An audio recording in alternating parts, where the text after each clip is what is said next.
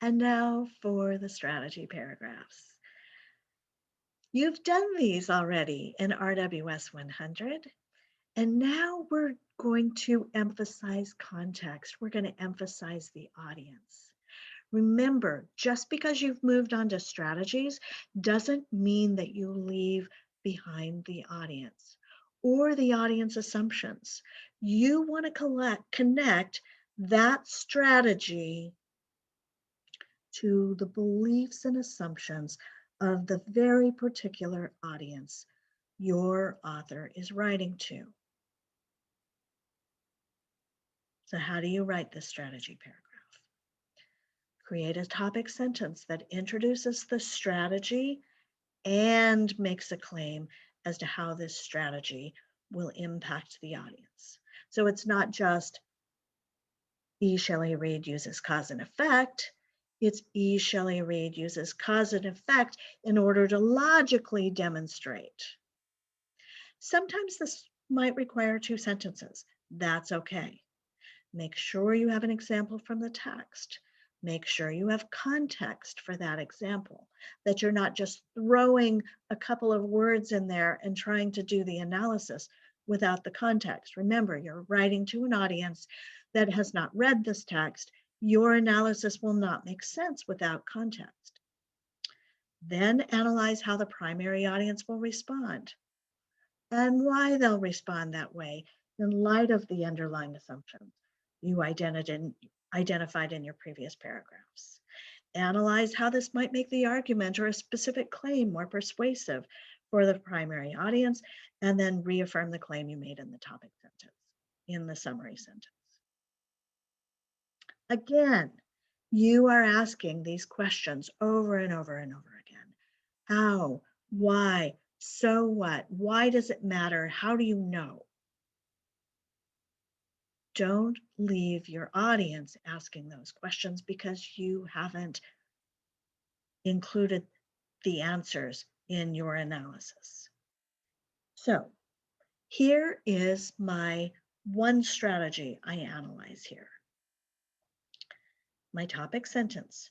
Reid uses cause and effect in order to logically demonstrate that replacing the 1,000 rules with 3 principles may allow writers to create projects that actually connect to their audiences.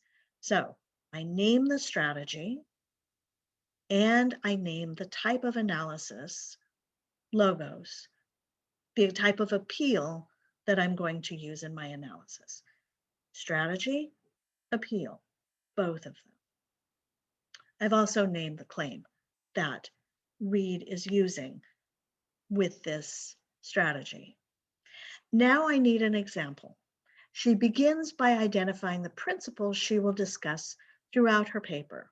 Write about what you know about, show, don't tell, adapt to audience and purpose. Clearly, I am not done, and here's the rest of it. I go back and forth. I'm going to analyze it piece by piece. So I'm going to pull out parts of the example to focus on, and then I'm going to analyze how the audience responds. So Reid expands on each of these 3 principles using an in order to or so that clause to demonstrate the effect of using these principles. For example, she asserts, write about what you know about so that you can show, not just tell, in order to adapt to your audience's needs and accomplish your goals. So I've got what I'm going to analyze, and I've got an example. Now I need to analyze how the audience will respond. I'm going to do that with these types of phrases. By showing how each of these principles is connected to the others, she begins to establish the beneficial effects of focusing on these principles instead of the rules. At the same time, she knows that in order to connect to her readers, she needs to help them understand this further and adds, unless you do a good job showing what you mean, your audience will not understand your message.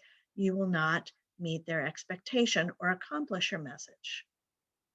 Now I want to focus again, like what's from the text that I want to analyze. In elaborating on her point, Reed uses second person, assuming that her readers actually want their readers to understand what they mean and that they do have a message and do want to win their readers' confidence. Audience response again. By showing her readers how using these principles can lead to stronger writing, Reed logically demonstrates that it's important to consider them. Reed closes this section. Again, I'm going to pull from the text, little pieces of the text in context with analysis afterwards. Reed closes this section by acknowledging writing will still be hard because these are some of the hardest principles in college, but if you write from these principles, your writing will have a fighting chance of being real. Audience response again. By closing this way, Reed not only includes another beneficial effect of focusing on writing principles instead of arbitrary rules, but she once again acknowledges her readers' belief that writing is hard and gives them hope. At least that's what I hope that she's doing.